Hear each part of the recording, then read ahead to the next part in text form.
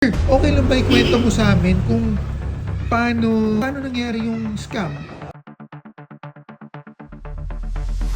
Yung partner mo, what made her attracted dun sa page? Kasi, gaya ngayon, Oo. kailangan namin ng ASAP ng Sasakyan, unit. okay. Oo, same day renting kami. Ngayon, naghahanap siya ng malapit kasi nga yung mga nakikita na malalayo. Then, ayaw na kasi namin magbayad ng delivery fee pa, Okay, gano'n. Kasi okay. yung last time na nangyari sa amin, may delivery na tapos hindi sumunod sa oras na kailangan dumating. Like, 12 namin need nun, dumating parang mga 1:30 na or 2. Okay. So, yung time is, ano kasi sa amin, so, Importante kailangan namin talaga, maka-alis talaga kasi malayo nga biyahe. So, second time, naghanap na kami na malapit siya. Actually, nakakita siya, okay na daw, ganyan-ganyan. Then yung page kasi seems like legit. So, Paano legit, sir? madaming followers, madaming feedback, reviews, etc. May mga ganun-ganon. So, parang hindi siya yung too good to be true ng mga... So, talagang pakakala mo, totoo siya. So, nag-down na siya. May pinirmahan siya, ganyan, nag-send siya ng... Nagpa-send din siya ng yung kasi hinihingi namin.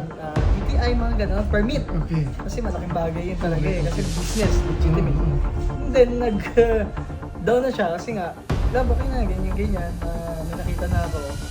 Tapos, pagka-down niya, and mga ilang hours lang, nakita niya din siya nire-replyan.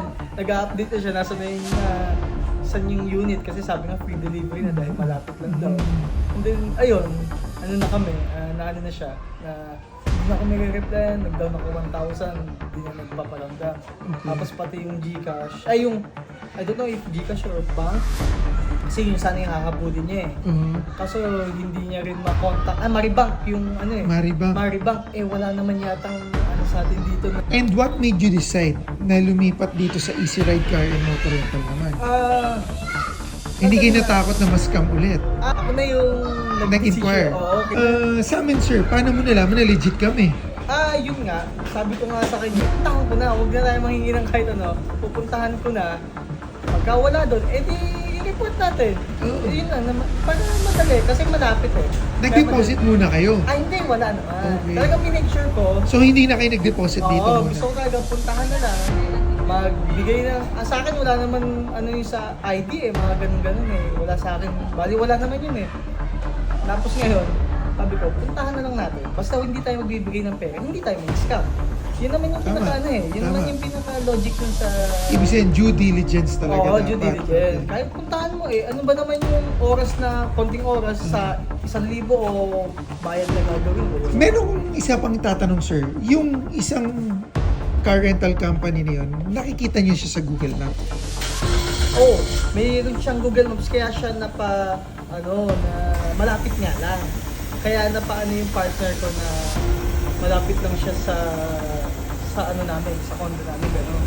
Yun lang kay Easy Ride, kung na-interview lang natin si sir para ma-share ko sa inyo, ma-avoid yung ganong klase. So for you, sir, the best way talaga is puntahan para makasigurado ka na hindi na legit talaga yung isang car rental company. Tama Kahit po? na ba mas malayo, yun talaga yung advice ko, kahit na ba malayo, kung gusto mo talaga kung gusto mo doon, i-check mo talaga kasi mas okay na yun kaysa mawalan ka ng pera. Yung isang car rental company, sir, nagpapakita ba sila ng mukha nila, kung sino sila? Hindi, yung mga unit lang na wala silang mga... Walang mga vlog? May mga feedbacks, reviews lang na which is tinignan na namin. Legit? Okay. Edited naman pala yung, kunwari, di ba yung may mga sign, tapos kotse, yung kanta, edited yung signage na hinahawakan, di ba? Parang, we trust gano'n. Yun, nilalagay na pinapatong lang pala.